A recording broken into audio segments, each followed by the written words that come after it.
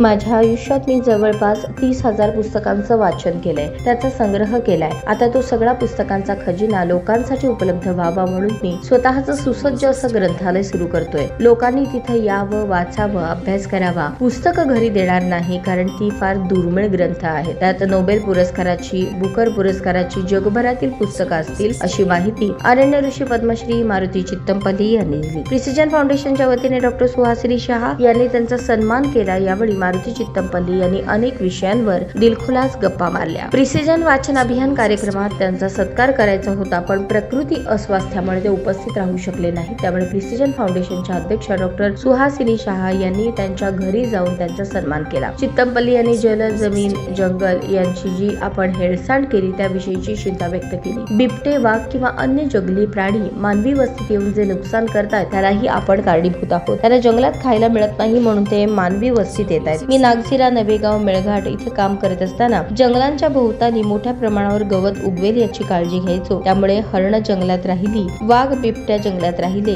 प्रत्येकाचं अन्न तिथे उपलब्ध होतं, असे चित्तमपल्ली म्हणाले। पुढे बोलताना ते म्हणाले, कुठली झाडं कुठे लावावीत याचे एक वैज्ञानिक कारण आहे। त्यानुसार वृक्षारोपण करावं लागतं। त्याविषयीचं एक पत्रकच मी काढलं आहे, ते लोकांपर्यंत पोहोचलं पाहिजे। पाणी विषय देखील आपण सिरियस नाही, पाण्याचं योग्य नियोजन करणं फार गरजेचं आहे, असेही ते म्हणाले। त्यांच्याशी झालेल्या गप्पांच्या ओघात आंतरराष्ट्रीय जलतज्ञ माधवराव चितळे यांची आठवण निघाली। यावेळी माधवराव चितळे फार मोठं व्यक्तिमत्व असल्याचा त्यांनी उल्लेख केला। प्रिसिजन वाचन अभियान उपक्रमाविषयी कौतुक करताना ते म्हणाले, हल्ली लोकांचं वाचन कमी झालंय, तुम्ही सुरू केलेला उपक्रम अत्यंत स्तुत्य आहे। यावेळी पत्रकार दशरथ वडतिले, माधव देशपांडे आदी उपस्थित होते।